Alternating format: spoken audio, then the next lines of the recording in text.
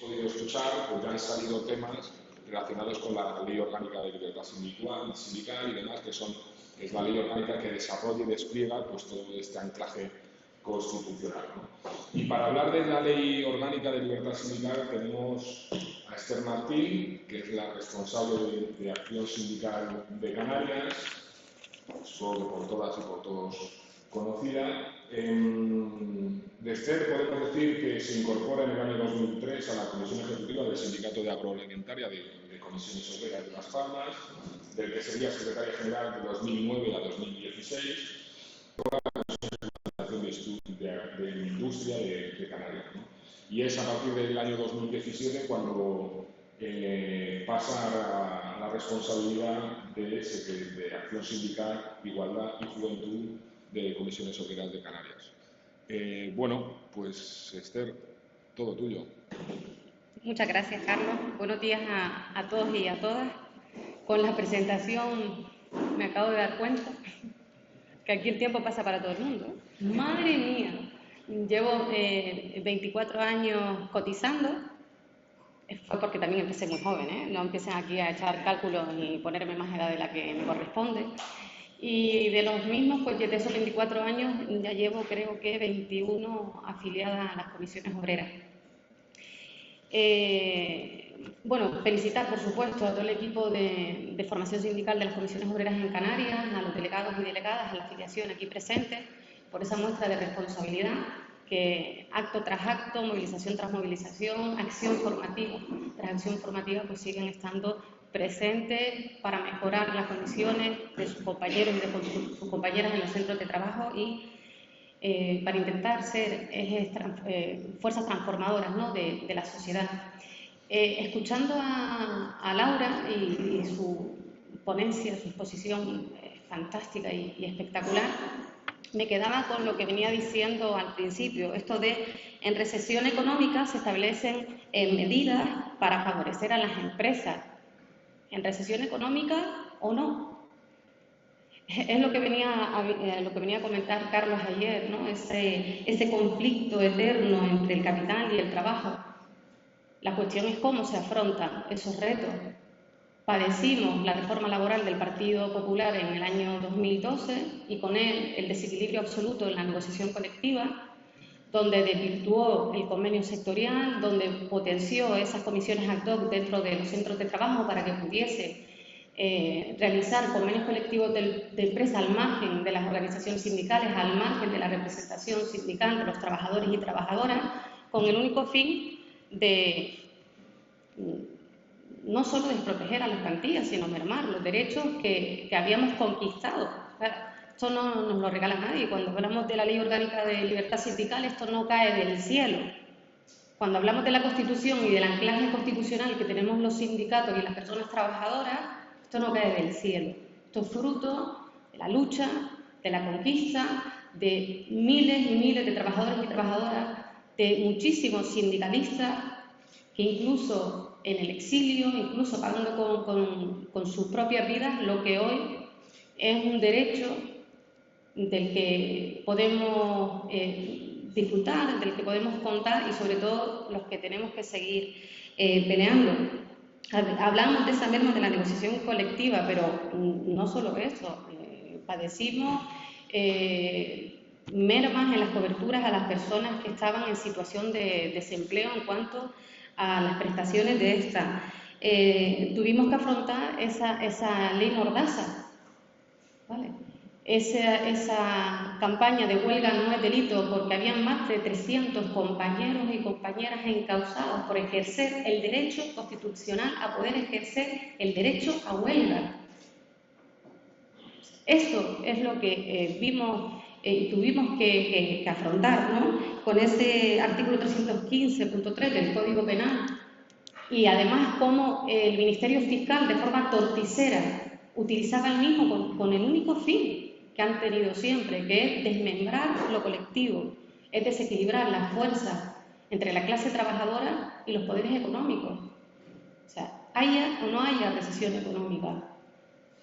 La función de las organizaciones sindicales, las huelgas que hicimos, el que este gobierno de coalición modifique ciertas cuestiones tampoco cae del cielo, es fruto de la movilización de los trabajadores y de las trabajadoras, es fruto del diálogo social, es fruto de la concertación social. Ayer comentaba Javier Pacheco sobre que no es lo mismo la participación institucional. En Canarias tenemos una ley que nos ampara desde el año 2014, no es lo mismo esa participación institucional a la concertación social, a la posibilidad de que nos escuchen, de que se nos tenga en cuenta, de que se dé valor a ese anclaje constitucional que nos corresponde, que nos permite esos espacios, y además aquí tenemos ya la mosca esta, yo que me está persiguiendo desde ayer, o sea, voy a tomar un café, viene la mosca, estoy dando vueltas, por lo que espero que no se me vaya el hilo.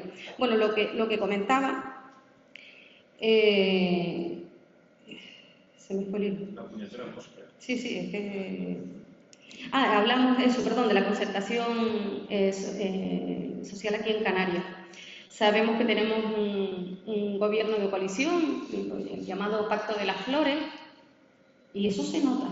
Y lo notamos mucho, porque en función de quién esté al frente de una consejería o de otra, el diálogo social es fluido o no.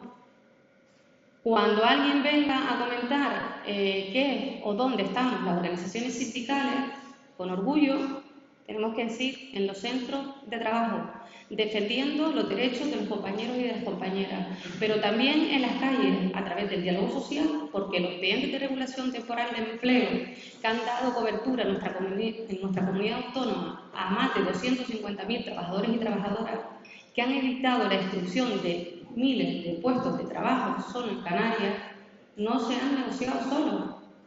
Cuando hablamos de los complementos de los ERTE a las personas que estaban aquí en Canarias, ese complemento que se les concedió a quienes tenían prestaciones por debajo del salario mínimo interprofesional es fruto del diálogo social y además una propuesta directa de las comisiones obreras dentro del plan Reactiva Canarias y que hemos ido exigiendo durante más de un año hasta que eso se convirtió en una realidad y llegó a más de 70.000 personas trabajadoras en nuestra comunidad autónoma. Cuando hablamos de los complementos en los ERTE de La Palma, con 1.100 euros de ayuda a los palmeros, a las palmeras, que con las dificultades que estaban padeciendo, necesitaban de ese amparo, de esa ayuda, de ese movimiento sindical, ahí estuvo esta organización sindical que además es la que promueve, no porque vengamos a echarnos el pisto, porque los documentos, ahí están las propuestas de las comisiones obreras en Canarias, fue fruto del diálogo social. Ese amparo constitucional tiene que ser una herramienta para cambiar las realidades que tenemos en los centros de trabajo, por supuesto, pero las realidades que tenemos también como sociedad. Y tenemos las herramientas, tenemos la parte teórica, luego es cierto que es un poquito más arduo transformarlo en realidad, porque esto permita realmente cambiar las condiciones. Por una cuestión, y ya voy a lo mío, que sé que después me disperso, el tema de la protección de datos que aluden las empresas para ciertas cuestiones y con el único fin de evitar nuestra acción sindical, con el fin de que podamos tener acceso a la información y con ella poder negociar, ¿no?, con las herramientas oportunas. Y por poner un ejemplo, con el decreto 901 referido a los planes de igualdad, el 902 referido a la auditoría retributiva, donde las empresas casi de forma sistemática venían a decir que no nos iban a entregar los documentos oportunos para poder hacer esas auditorías, basándose en la protección de datos, sobre todo en aquellas categorías profesionales superiores, porque decía que bueno, que es que como había una persona, el director o la directora normalmente, con salarios desorbitados, teniendo en cuenta la precariedad que sufría el resto y que sufre el resto de la plantilla, y amparándose en esa protección de datos, que se negaban.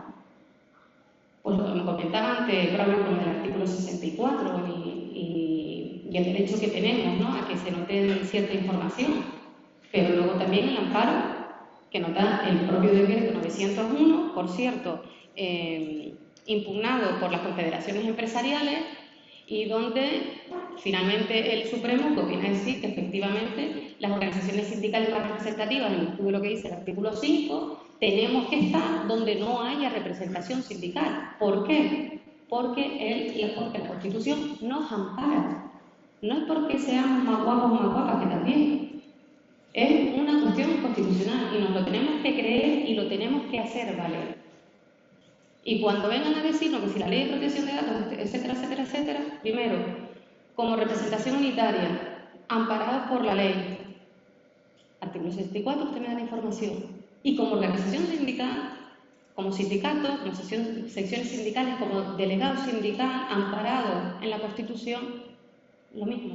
O sea, usted está obligado, no me puede mermar mi capacidad de negociar. No puede mermar mi capacidad de acceder a la información a la que tengo derecho de forma legítima. Bueno, tú me vas a avisar, porque no he empezado a hablar de lo mío y bueno, en fin.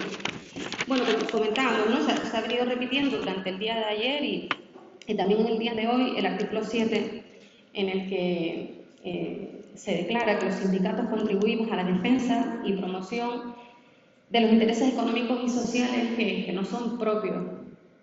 Uno de los principales principios jurídicos en los que se basa el sistema actual de relaciones laborales en nuestro país es, en virtud de lo que contempla el artículo 28.1 de la Constitución, que reconoce el derecho a sindicarnos, nos reconoce el derecho a afiliarnos y a crear sindicatos, a todos. Laura ha explicado perfectamente las excepciones que se dan referente al trabajador o a la trabajadora autónomo, que puede afiliarse siempre y cuando tenga personas trabajadoras a su cargo, lo que no puede es crear organizaciones sindicales. ¿Cuál era la situación de las personas desempleadas o de las personas con una incapacidad?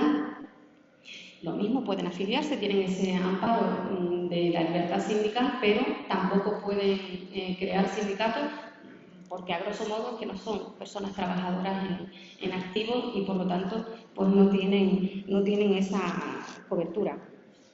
El derecho a sindicarse es un derecho fundamental, pero también lo es el no sindicarte. Lo vemos con un efecto positivo, como decíamos, esa libre disposición a afiliarte al sindicato que tú creas voluntariamente, a crear un sindicato dentro de lo que establece la normativa en cuanto a estatutos, reglamentos, etcétera, etcétera, pero también a no tener por qué sindicarte sin tener un perjuicio por ello. En parte, el artículo 7, el artículo 28.1, con esa garantía de libertad sindical, viene a potenciarnos también nuestro trabajo. Cuando vamos a negociar un convenio colectivo, no lo hacemos solo para las personas que están afiliadas.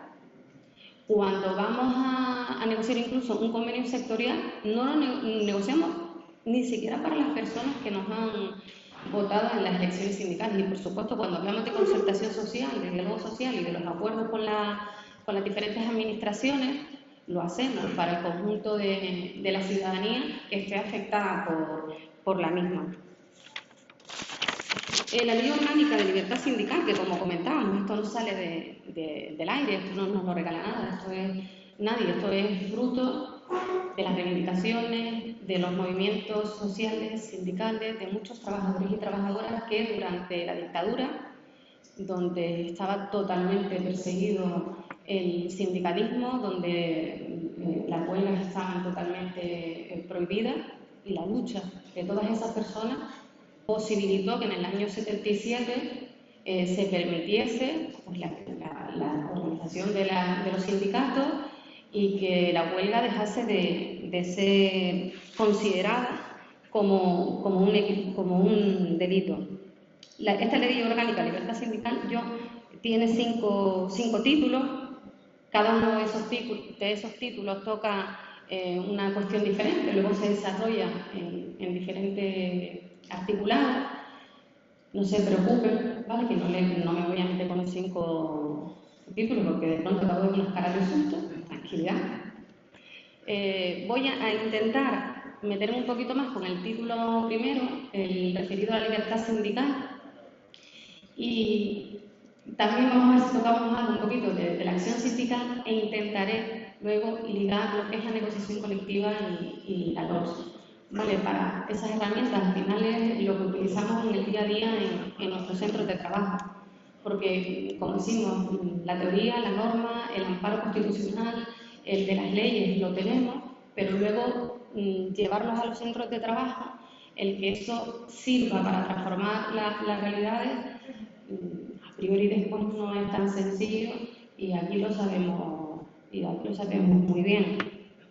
El título primero, referido a la libertad sindical, habla de cuáles son los portadores de ese derecho.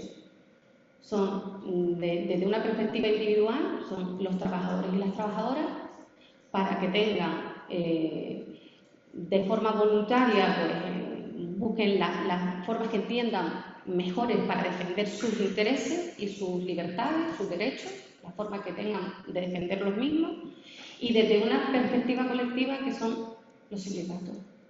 El poder afiliarte, el crear sindicatos, el tener el derecho a participar dentro de esos sindicatos, que es muy importante. O sea, esa libertad sindical de cara a la empresa para intentar buscar un equilibrio en el que no pueda ser discriminado o discriminada en el acceso al empleo, que en mi opinión, y no, ya lo comentarán los juristas, en mi opinión es un poco más complicado de demostrar. Ya sabemos algunas listas negras que habían por ahí de algún sindicalista o de alguna sindicalista que luego parecía que no encontraba un puesto de trabajo. Claro, les voy a decir que eso es consecuencia de tu actividad sindical, como ha ocurrido en el sector, por ejemplo, de la hostelería, y no es porque pues, no has pasado el corte, ¿no? Has pasado la entrevista o no cumplías el requisito. Y luego tenemos esa protección para no ser discriminado o discriminada dentro del centro de trabajo por estar afiliado o afiliado a un sindicato, por ejercer funciones sindicales, etcétera. Ese ya pues, es un poquito más conocido, con esa protección, ese principio, esa garantía de legalidad que es muy importante. La problemática es lo primero, que este o esta, el revoltoso que me venía de tal empresa, cuidado que viene aquí y me la lía. Pues a ver cómo demostramos que efectivamente esa discriminación está vulnerando un derecho fundamental y está vulnerando el derecho a poder organizarnos y a tener una libre sindicación. La libertad sindical que hemos venido hablando nace también para intentar equilibrar ese poder, ¿no? Ese poder económico con las relaciones laborales, donde siempre vamos a ser la parte más débil, la parte más vulnerable, un poquito menos débil y un poquito menos vulnerable si estamos organizados y organizadas. Y si lo estamos a través de las comisiones obreras, pues no, que también hay que decirlo. Podemos hablar que la ley orgánica es un derecho que genera otro derecho. El derecho a defender tus derechos individuales como persona trabajadora, el derecho a organizarte con el resto de compañeros y compañeras, el derecho a hacer elecciones sindicales, a la negociación colectiva de cara al sindicato, por supuesto, como venimos comentando, el derecho a la concertación social, entrar dentro de esos ámbitos de negociación, a dar, a participar, ¿no? en todas aquellas materias que afecte a la ciudadanía, por lo tanto, entendiendo que la Ley Orgánica de Libertad Sindical es un derecho muy importante que genera, a su vez, otros tantos derechos, bien a lo mejor al amparo de otras leyes, y que vamos, es totalmente fundamental para el día a día de nuestra acción sindical, tanto en los centros de trabajo como fuera de los centros de trabajo también. Comentábamos, yo voy a intentar no centrarme mucho en esto, que lo tenía pensado, pero como Laura lo explicó tan perfectamente, entonces me va a hacer quedar mal. Así que voy a intentar pasar por encima un poquito. Cuando hablamos esto de que todos pueden sindicarse, y digo todos porque es la referencia que hace la Constitución, que cuando aquello lo de... o sea, esto de los poderes están casi que inexistentes, ¿no? Pero bueno, todos y todas podemos tener derecho a sindicarnos, hacía una serie de excepciones o de matizaciones hablamos en cuanto a las personas autónomas. Si no tienen personas trabajadoras a su cargo, se pueden afiliar, no generar sindicatos. Personas desempleadas, personas con una incapacidad, lo mismo, pueden afiliarse libremente al sindicato que consideren oportuno, pero no pueden generar organizaciones sindicales. Y luego tenemos situaciones que están fuera de la cobertura de la Ley Orgánica de Libertad Sindical, como es el caso de las fuerzas de los cuerpos militares, de las Fuerzas Armadas. Y esa matización en cuanto a jueces, magistrados y fiscales que estén activos, que bien pueden organizarse entre personas del mismo gremio, pero no generar sindicatos. Hombre, entendiendo lo importante de ello, porque de lo contrario podría darse, o no se podría garantizar la imparcialidad en cuanto a las fuerzas militares, donde además hay un sistema de jerarquización, donde tiene un cierto sometimiento, pues bueno, el que se les exceptúe de la ley de la LOLF, pues tiene su encaje, y de hecho así también lo han manifestado diferentes tratados internacionales, dando la razón que no es excluir un derecho constitucional, sino que se dan cuestiones específicas que justifican estas circunstancias. Respecto a la libertad sindical colectiva, que creo que mañana vamos a tener la oportunidad de escuchar al compañero Juan Barreda en esta materia, pero tocar un poquito por encima esa libertad colectiva en la que hablamos de elaborar, generar sindicatos, elaborar los estatutos, sus reglamentos, elegir a los representantes, a las representantes dentro de los sindicatos. Aquí no caen las comisiones ejecutivas por obra y gracia de nadie. Aquí se ejerce el derecho a elegir quién va a representar en última instancia, en este caso a las comisiones obreras en Canarias, en el caso de las federaciones, en sus respectivas comisiones ejecutivas, al igual que ocurre en los sindicatos insulares. Entonces sale electo de la afiliación, de quién decide la afiliación, teniendo en cuenta además que cualquier persona afiliada que cuente con los requisitos que establecen nuestros estatutos puede tener opción de presentarse a los órganos de dirección de nuestra organización. Y luego con una libertad de gestión tanto interna, pues de qué manera nos organizamos, cómo planteamos nuestra acción sindical, cómo planteamos nuestros retos, nuestras reivindicaciones, y también de una forma externa, fuera de la empresa, con la herramienta más importante que es la huelga. Esa huelga que, como comentaba al principio, se pretendió criminalizar con el único afán de coartar nuestras libertades y de que no saliésemos, pues, como estábamos haciendo, a las calles a reivindicar nuestros derechos, a reivindicar nuestras libertades, a reivindicar que lo que se nos estaba haciendo no lo íbamos a consentir. O sea, eso no fue una casualidad, lo de la ley Mordaza no fue una casualidad. Fue el intento del Partido Popular de acallar el movimiento sindical, de amedrentarnos y casi de intentar que volviésemos, hablando coloquialmente, casi que al exilio.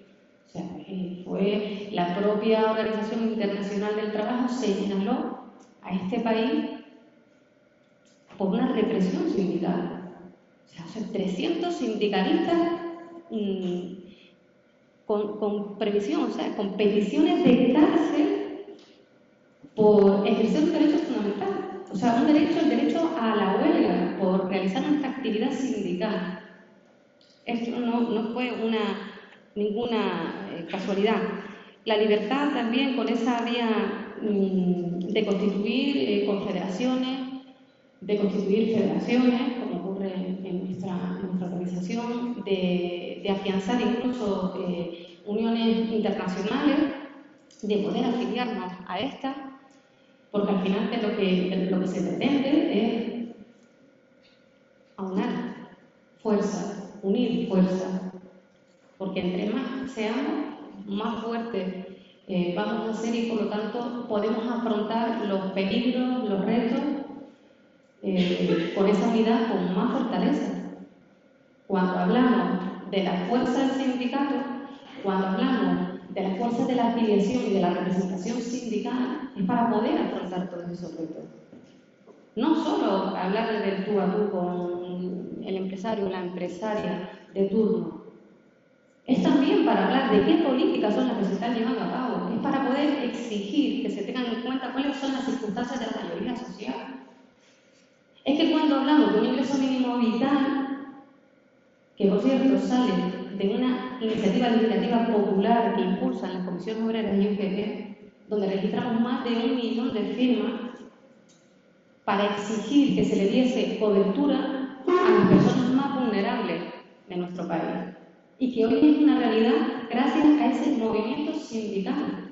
Es también la fortaleza hacia el externo que tenemos y en la que nos ampara la normativa. El derecho a constituirnos sin autorización previa, lo cual no significa que no tengamos que tener una serie de requisitos, que no tengamos que tener unos estatutos que contemplen una serie de mínimos. Lo que significa es que no puede venir ninguna administración a decirnos que no nos podemos constituir libremente. Bueno, efectivamente, si va en contra de la norma, o sea, si va en contra de un derecho, pero no puede venir ninguna administración a autorizarnos previamente si cumplimos con los requisitos en cuanto a estatutos y reglamentos que establece la norma. No tenemos que venir a pedirle permiso a nadie. Ese amparo del artículo 28.1 de la Constitución es la esencia de esa libertad sindical, la esencia de poder organizarnos libremente. En nuestro modelo de relaciones laborales, con ese doble canal de representación, por una parte, a través de los sindicatos, con nuestras secciones sindicales, con los delegados y delegadas sindicales, y por otra, con esa representación unitaria, la representación legal de las personas trabajadoras dentro de los centros de trabajo, o sea, delegados y delegadas de personal, los comités de empresa, que tienen un amparo diferenciado, porque para los primeros, o sea, para el sindicato y para la herramienta principal del sindicato en el centro de trabajo, que es el delegado o la delegada sindical y las secciones sindicales, es ese amparo constitucional del artículo 28.1 de la Constitución.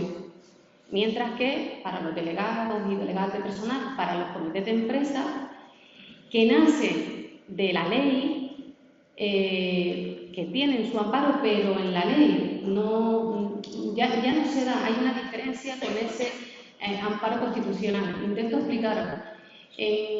Por poner un ejemplo, en cuanto a la negociación colectiva, puede haber vulneración de la Ley Orgánica de Libertad Sindical si no nos permiten participar en un convenio colectivo al sindicato, si no nos permiten participar en la constitución de la misma, que haya una problemática de bloqueo, de falta de documentación, por ejemplo, al comité de empresas dentro de esa negociación colectiva, si bien pues, la norma lo contempla, pero no estaríamos hablando de ir en contra de un derecho constitucional. Lo que estaríamos es ante una irregularidad de la empresa, pero no con ese amparo constitucional. Vale, por eso ese doble canal, la importancia, por una parte el sindicato, secciones sindicales, delegados, delegadas sindicales, y por otro, pues esa representación unitaria. O sea, así que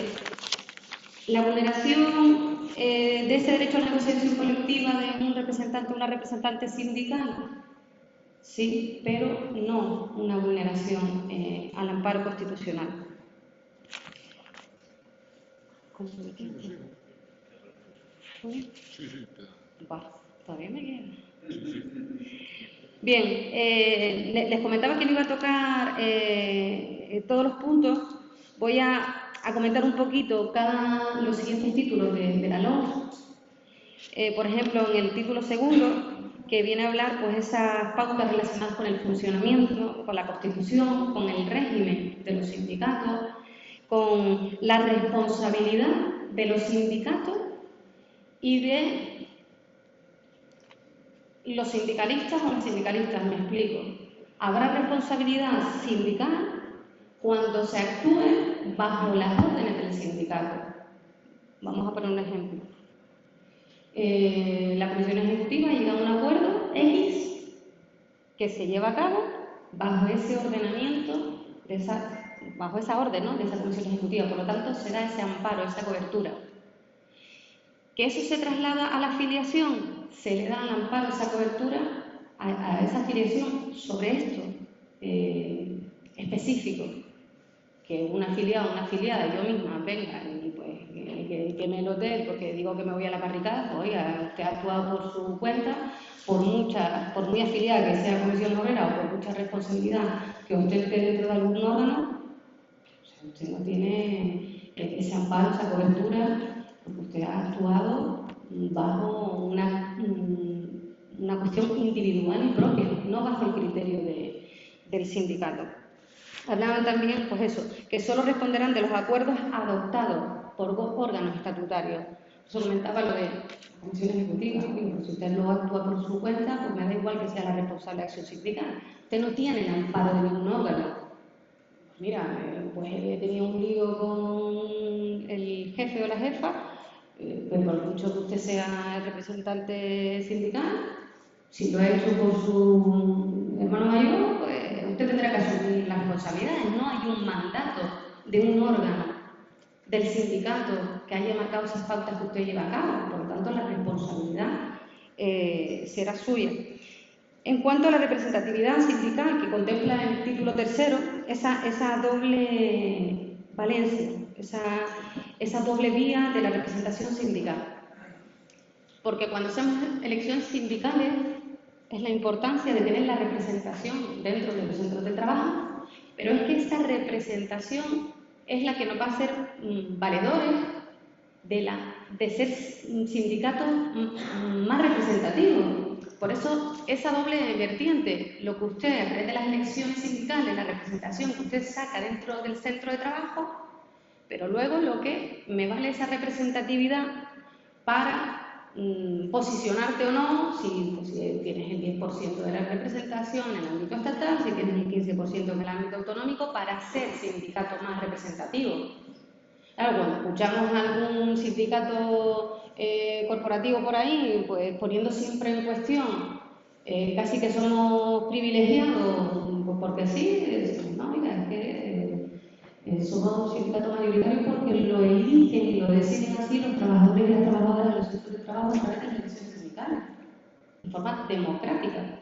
Y porque tenemos un amparo en la normativa que así lo contempla. Lo que tiene que hacer usted es hacerse con ese apoyo en los centros de trabajo, ganar las elecciones sindicales y que le nombren a usted el sindicato más representativo. Es que la Comisión Obrera no es el primer sindicato del país, no es el primer sindicato de Canarias, sí somos los más guapos y las más guapas, pero simplemente porque así lo deciden las personas trabajadoras en los centros de trabajo. Y además de forma democrática. Realmente hay cuestiones más democráticas en nuestro país que cómo se elige a la representación sindical, cómo se indican quiénes son los sindicatos más representativos. Si lo hacemos centro a centro de trabajo. Si la participación en las elecciones sindicales es bastante superior a la participación de la ciudadanía en las elecciones municipales, en las autonómicas, en las estatales, porque las europeas y las nombres, pero la mayoría también existen. O sea, están más legitimados.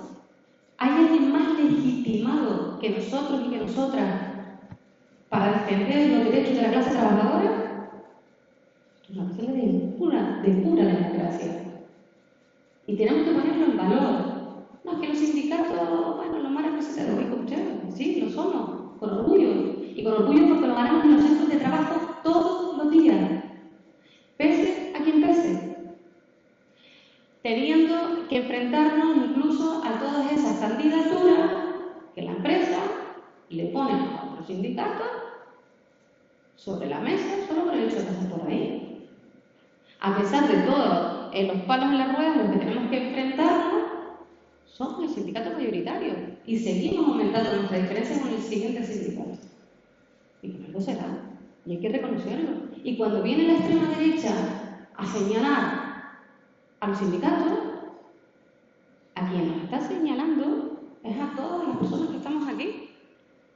Es a todos los trabajadores y trabajadoras que hacemos nuestra acción sindical y que pretendemos mejorar las condiciones de trabajo de nuestros compañeros y de nuestras compañeras y que pretendemos transformar la realidad de nuestro país. Nos están atacando a todos y a todas. ¿Realmente se creen que están atacando a una sigla? Que no. Cuando hablan de Comisión Obrera es UNAI, con todo respeto, pero como no está que viene mañana, no. Es la capacidad de organización de la clase trabajadora lo que le tienen pavor. Pavor. Porque saben que somos esenciales para transformar las realidades.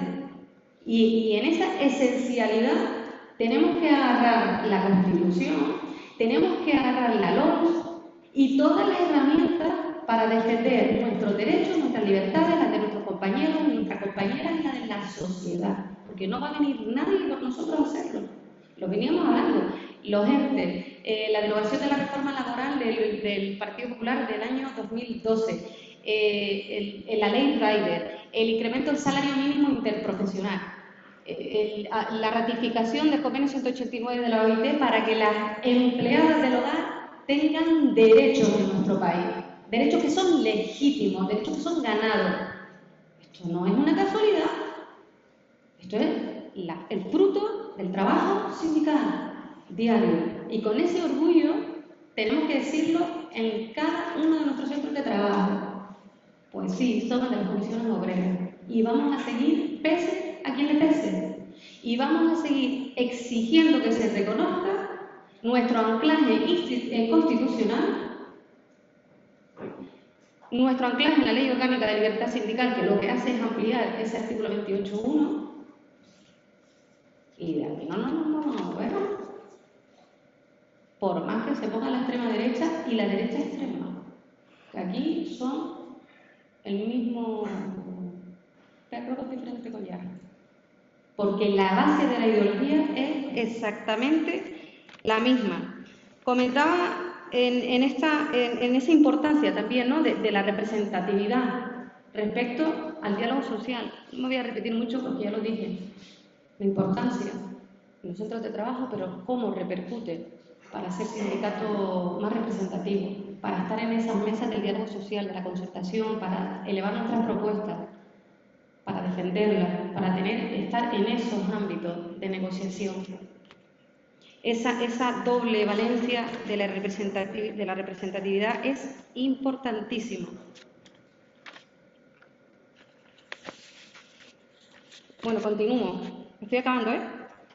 Título 4. La acción sindical. ¿Hasta cuándo teníamos tiempo? Sí. ¿Tenemos tiempo? Hasta las 2 de la tarde. Porque de acción sindical podemos hablar un rato, ¿no?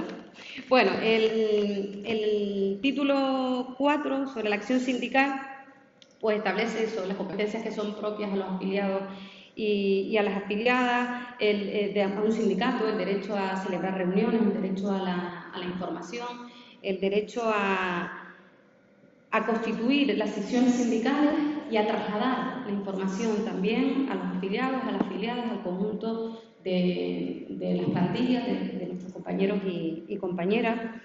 Los derechos que poseen aquellas personas que ostentan cargos electivos dentro de los sindicatos, pues el derecho a una excedencia forzosa, el derecho a tener licencias no retribuidas para poder hacer la acción sindical o hacer las funciones que el cargo tenga asignado, el acceso a las empresas.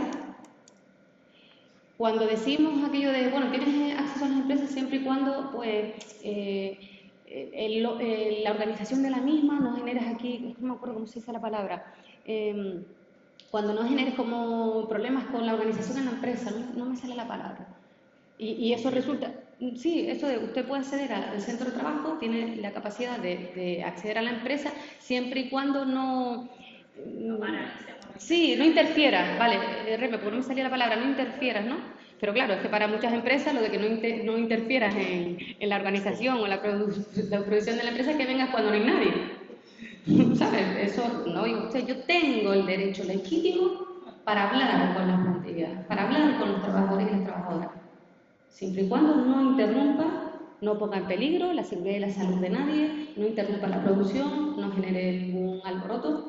Un derecho que tenemos. ¿Cómo que no? ¿Cómo que no? ¿Cómo que usted me va a prohibir hablar con un compañero o con una compañera? ¿Cómo que me va a prohibir a hacer mi acción sindical? Nos quedamos allí algunas veces. Bueno, la mayoría de los que están aquí, que los conozco, no voy a poner el ejemplo porque sé que no pasaría. Porque vamos, la que pueden liar sería importante, pero si es necesario, ¿no?, trasladarlo a los delegados y las delegadas, sobre todo quienes se van incorporando más recientemente de forma más reciente a la organización, que es una herramienta, o sea, que no nos pueden impedir nuestra acción sindical. Que dentro de los derechos que nos amparan es eso, el poder informar a nuestros compañeros y a nuestras compañeras, el poder acceder a los centros de trabajo y hacer nuestra acción sindical, que es realmente la esencia, ¿no?, del sindicato. Bueno, no me voy a poner a comentarles cómo se componen las secciones sindicales ni el número de personas trabajadoras que tienen que haber en los centros de trabajo, porque esto es algo que tienen ustedes, bueno, más que manido. A ver si no me lío.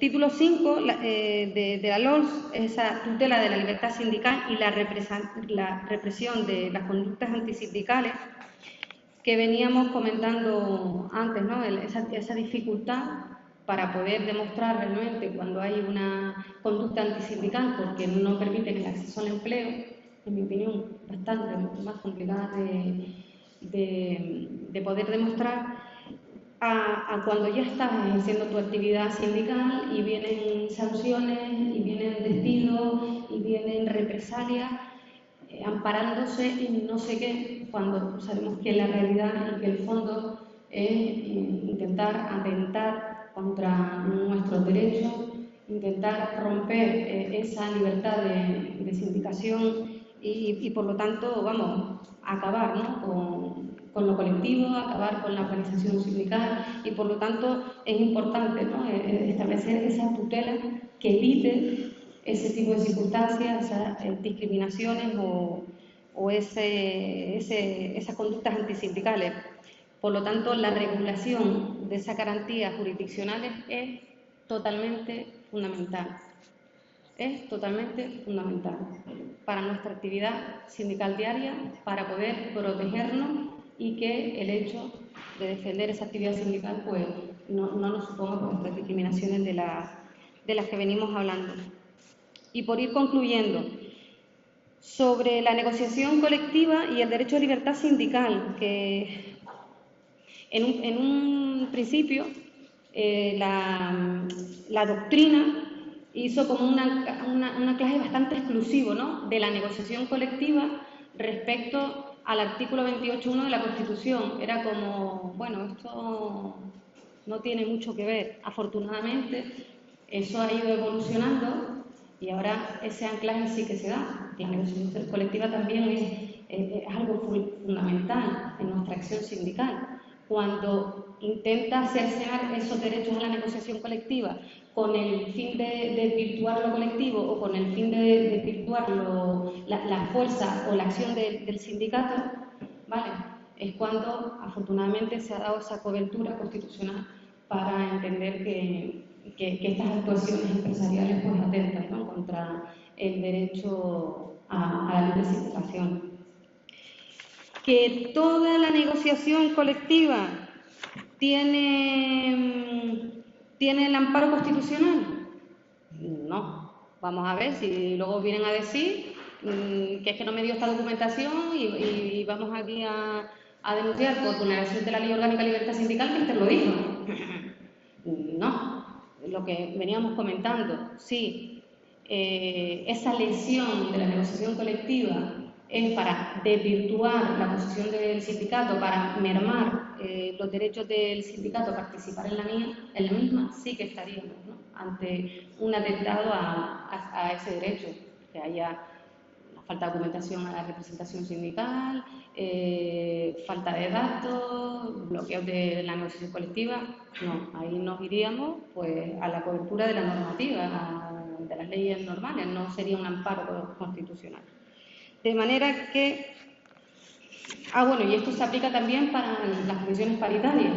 Sabemos qué es lo que ocurre cuando no firmamos un convenio colectivo y pretenden expulsarnos de la comisión paritaria. No me refiero del seguimiento de ese convenio colectivo, que sería lícito, me refiero cuando a través de las comisiones paritarias se intentan ampliar cuestiones, incorporar cuestiones. Ahí estamos sí o sí, aunque no hayamos firmado. Sí o sí. ¿Que usted va a valorar lo que dice el artículo X del convenio? Bien. Pero que usted va a ampliar, va a modificar, va a incorporar, y ahí tendremos que estar, porque de lo contrario están vulnerando la Ley Orgánica de Libertad Sindical por no permitir la participación legítima que corresponde al sindicato. Sobre esto yo lo voy a lanzar a ver si de pronto pues Carlos toma la reflexión y se la podemos trasladar esta tarde al ponente, porque con esto de los planes de igualdad, y cuando ya el Supremo, sí, o el Constitucional, Supremo, ¿no? Sí, el Tribunal Supremo, ante la impugnación de las confederaciones empresariales, el Supremo dijo, bueno, retomo. ¿Saben que se aprueban los planes de igualdad? Ya venían en la Ley Orgánica de Igualdad Efectiva de 2007. Y lo que viene a hacer el Real Decreto 901 como más desarrollarlo, ¿no? Ese desarrollo de los planes de igualdad.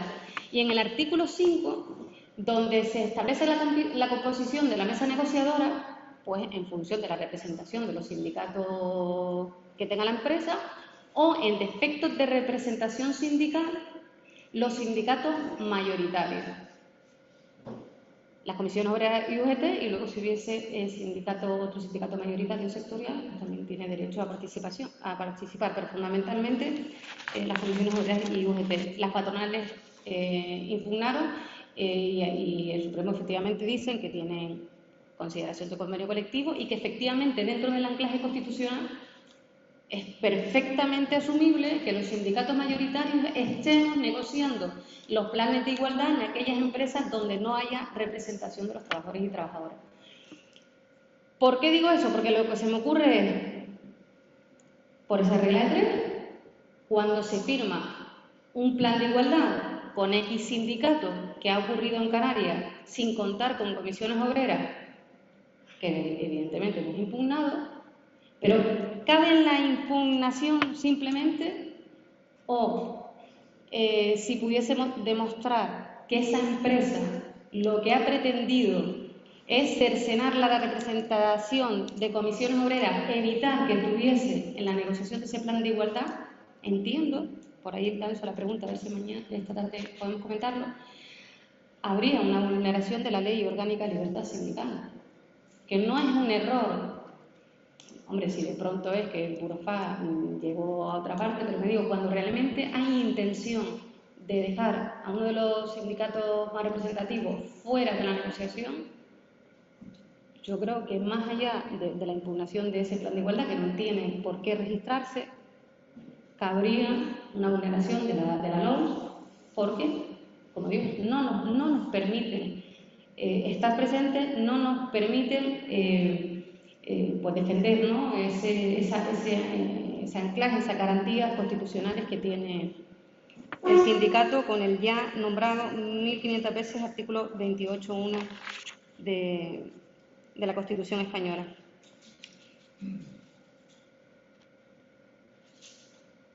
Yo creo que ya terminamos. Pero voy a terminar una cosa. Yo creo que más o menos, bueno, tenía aquí un montón de cosas, pero no lo voy a chiflar. Simplemente por decir algo. De verdad, esto no sale del aire. Cada derecho conquistado, cada norma que vamos logrando para mejorar las condiciones de trabajo, de verdad, hay que no es solo conquistarlo, que sí, los derechos se conquistan, pero se defienden, sobre todo se defienden. Si no somos capaces de utilizar lo que dice la normativa vigente, lo que vamos consiguiendo, no somos capaces de utilizarlo en los centros de trabajo para cambiar las realidades, pues flaco favor nos hacemos. Creo que la importancia de escuchar a personas expertas en la materia, no a mí por supuesto, al resto de compañeros y compañeras que nos han ido acompañando durante estas jornadas, es captar eso y me lo llevo al centro de trabajo, en mi ámbito más cercanito, para que nos valgan, para cambiar esas realidades, para mejorar las condiciones de trabajo de los compañeros y de las compañeras, y desde el centro de trabajo, de verdad, ir cambiando las realidades, porque hoy más que nunca lo necesitamos. Cuando aumentan las personas en riesgo de pobreza y de exclusión social, cuando en nuestra comunidad autónoma se bloquean de forma sistemática convenios colectivos muy importantes porque afectan a una parte considerable de trabajadores y trabajadoras, a pesar de que son esas mismas empresas con las que se ha hecho un esfuerzo a base de dinero público descomunal. O sea, 1.144 millones de ayudas directas del Gobierno de España han llegado a esta comunidad autónoma para las empresas y para los autónomos. ¿Cómo es posible, a lo que tenemos que añadir, por cierto, otros 84 millones de euros de ayudas directas también del Gobierno de Canarias? Aquí hay hoteles que han recibido 12, y digo 2 para la gente de Tenerife, para que después no diga que los canarios decimos 2. Y sean esas mismas empresas, esos mismos sectores, quienes bloqueen la negociación colectiva. O sea, de verdad, que es súper importante intentar ir quedándonos con todos estos conceptos, con todas estas cuestiones y llevarlo a los centros de trabajo, porque si no esto pinta complicado. Que ahora sí, ahora ya terminé. Gracias.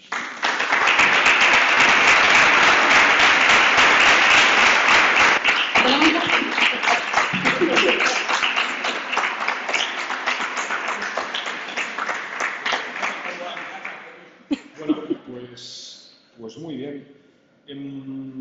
Esther ha desgranado en su intervención todo el contenido que podemos ver y que nos protege la Ley Orgánica de Libertad Sindical, los 5 títulos, ¿no? El primero que tiene que ver con los portadores de este derecho y qué conlleva esto de la libertad sindical, un segundo título que tiene que ver con el régimen de funcionamiento de las organizaciones sindicales, un tercer título que me parece clave y fundamental y creo que abre un debate muy interesante sobre la representación sindical, la legitimidad, ¿no? El criterio de audiencia, el criterio afiliativo, porque a veces escuchamos discursos y debates muy falsos en nuestro país, ¿no? Muchas veces acusan al sindicato de no tener casi afiliación, no tener una afiliación muy reducida, en España se da una afiliación muy reducida y con ello lo que vienen es a cuestionar tu legitimidad, ¿no? A la hora de llevar a cabo tu acción sindical, pues firmas de convenio y demás. Cuando en España y en nuestro modelo de relaciones laborales la legitimidad te la da el criterio de audiencia, ¿no? El criterio de los resultados que obtienes en las elecciones sindicales en cada una de las empresas que nos presentamos. Y es ese resultado el que te da legitimidad para poder firmar convenios colectivos, llevar a cabo la negociación colectiva, las mesas de diálogo social y de concertación y demás. Luego un título cuarto que habla de la acción sindical, qué elementos tenemos a nuestra disposición para llevar a cabo la acción sindical en cada una de las empresas, que son afiliados, reuniones, secciones de la formación de secciones sindicales, de los derechos de los delegados, el acceso a las propias empresas, ¿no? Y luego un título quinto que habla de la tutela, ¿no? De cómo se protege estos derechos que la ley nos otorga. Bueno, si os parece, pues haremos un turno de debate, ¿no? Y ya sabéis, pues podéis plantear preguntas, cualquier tipo de cuestión o propiamente reflexiones, ¿no? Mira. Obligada porque no me gusta hablar. Felicidades por la ponencia. Conozco tu opinión, pero sí me gustaría que se ahondara más en cuando dices que los derechos se conquistan y se defienden, pero respecto a qué más tenemos que hacer, porque nos cuesta horrores trasladar a la clase trabajadora y concienciar que el sindicato no está estrictamente para la materia laboral, cuando hay un despido durante la liquidación o la indemnización, sino que efectivamente lo que todos sabemos nos cuesta muchísimo extrapolarlo a la sociedad en general, que trabajamos en la parte laboral, los servicios públicos, la enseñanza, la educación, los ERTE COVID tan famosos y que fueron tan esenciales para evitar lo que pasó en Reino Unido y que la gente no consciente del trabajo sindical, que esto no solamente fue del gobierno, sino de los sindicatos más representativos, o por ejemplo específicamente los ERTE en Canarias y los ERTE para los compañeros de la isla de La Palma con el volcán que fueron afectados, doblemente avaliados, ERTE COVID y nos vamos a un volcán, y después sobre todo la parte de la represión que seguimos continuando recibiendo por parte de, yo le llamo caballitos verdes, de estos seres humanos que se olvidan de la democracia y quieren llevarnos al pasado, sobre todo porque nos cuesta mucho, y creo que nosotros vivimos, el rebatirle el relato que quieren construir. Y sabemos perfectamente, ya no solo en las elecciones políticas que vienen el próximo año, sino el relato continuo que hacen y que parece, cuando tú decías, cuando nos dices que somos de comisiones, tenemos que sentirnos orgullosos, pero también tenemos que saber fundamentar y rebatir cuando nos vienen con estos mensajes fascistas de ultraderecha, que los sindicatos, los sindicalistas somos unos vividores y que no hacemos nada y que no somos necesarios para la sociedad. Esto, por lo menos lo que yo veo en Lanzarote, va calando, porque no nos atrevemos. Veo compañeros que dicen, lo catalogan como lo que algunos creen que somos y se callan la boca, y es todo lo contrario, defender. Somos de comisiones, somos sindicalistas, somos luchadores y luchadoras, y además te voy a debatir y argumentar porque el relato que tú intentas construir no es la realidad, y por lo menos delante de nuestra presencia no vas a manchar la imagen del sindicato y no vamos a hacer ciertas tus palabras. Palabras que continúan a la represión y a la eliminación del sindicalismo, porque efectivamente somos una herramienta esencial para todos los pueblos.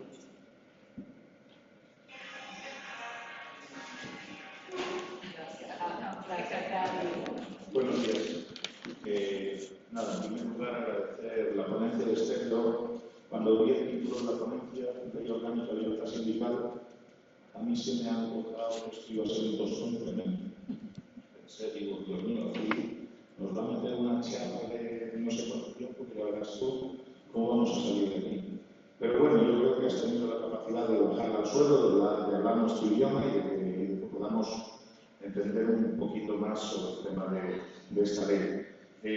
Yo sí quisiera hacer alguna reflexión, sobre todo en el tema de la ley de libertad sindical, donde acoge a los sindicatos y sobre todo los delegados sindicales, con la diferenciación de lo que es un comité de empresa a lo que es un delegado sindical, lo que representa un comité de empresa a lo que representa un delegado sindical.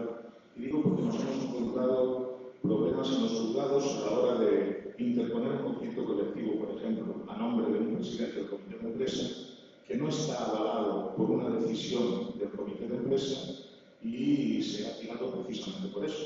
Hemos tenido conflictos colectivos porque se estaban interpuestos a nombre del comité de empresa y al no estar avalado, como bien ha explicado usted, yo creo, por el órgano que tiene que tomar esa decisión, tiene que haber un punto de orden del día, tiene que haber una decisión tomada, tiene que haber una protección.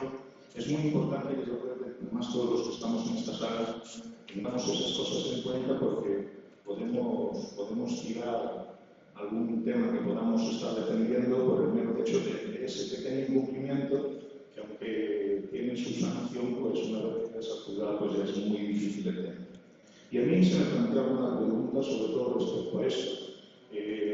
Estamos en minoría en un comité de empresa, no podemos interponer conflicto colectivo porque quien organiza el comité de empresa es la mayoría. No pregunto sobre todo por una sentencia que tenemos que tiene que ser aprobado por la mayoría del comité de empresa. Si no estamos en mayoría, no se puede interponer ese conflicto colectivo por los del comité de empresa, porque la mayoría supuestamente no nos va a dar esa opción. Yo tengo claro que la opción la podemos llevar por nuestra organización. Nuestra organización, como es sindicato mayoritario y demás, pues sí puede interponer conflicto colectivo. Pero no tengo claro si me podéis aclarar si ese conflicto colectivo lo puede poner la sección sindical. Si es una sección sindical debidamente constituida y que tiene garantías de constitución respecto a la LOLS, que es de lo que estamos hablando, si esa sección sindical, no en sí la sección sindical, una sección sindical debidamente constituida, sino un delegado LOLS elegido, si puede tomar la decisión de interponer un conflicto colectivo a su nombre y si podría prosperar jurídicamente. No sé si lo podéis contestar desde esa mesa, porque es más una pregunta muy jurídica, pero vamos, yo creo que lo que quiero decir es que debemos de tener claro lo de esta sala, es la separación de los derechos que nos da el estatuto, de los derechos que nos da la ley orgánica de la libertad sindical y sobre todo nuestra tramada, ¿no? Muchas gracias por la ponencia.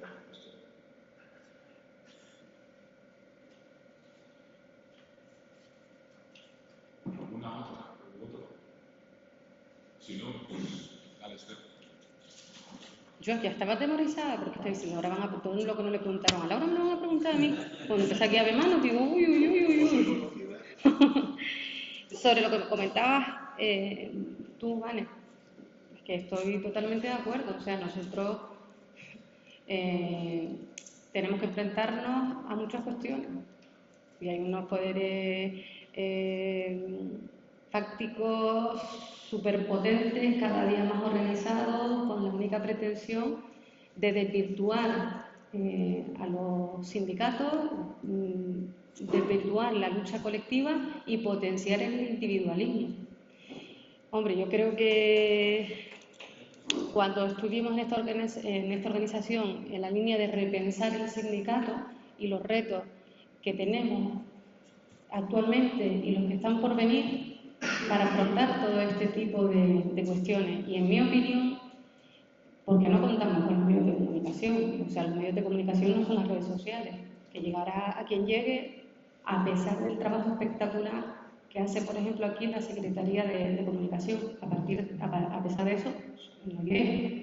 O sea, yo creo que con ese sindicalista o esa sindicalista de referencia en cada centro de trabajo, con la acción sindical diaria, con el día a día, con hablar con los compañeros y con las compañeras, con comentar sin ningún tipo de rubor. No hace falta enfrentamiento, pero hay que decir cuál es nuestra misión como clase trabajadora organizada, que es lo que este sindicato, trabajadores y trabajadoras que estamos organizados al amparo de las siglas de las comisiones obreras. Entonces, más allá del día a día en el centro de trabajo, de hacer mucha pedagogía, pero claro, contra lo que nos enfrentamos, que son contra los poderosos. A mí también, cuando vamos a dar una asamblea a los centros de trabajo y se escucha pues ciertos discursos de un trabajador o de una trabajadora al que en esta comunidad autónoma ha tenido un incremento salarial por el incremento del salario mínimo interprofesional de en torno a casi 300 euros, y puedo hablar, por ejemplo, las personas afectadas por el convenio colectivo regional del campo, que tenían 648 euros de salario y que en 4 años aproximadamente han visto incrementada de forma considerable su retribución. Y a pesar de ello, esto, entre otras tantas cuestiones, pero por poner algo así como muy gráfico, ¿no?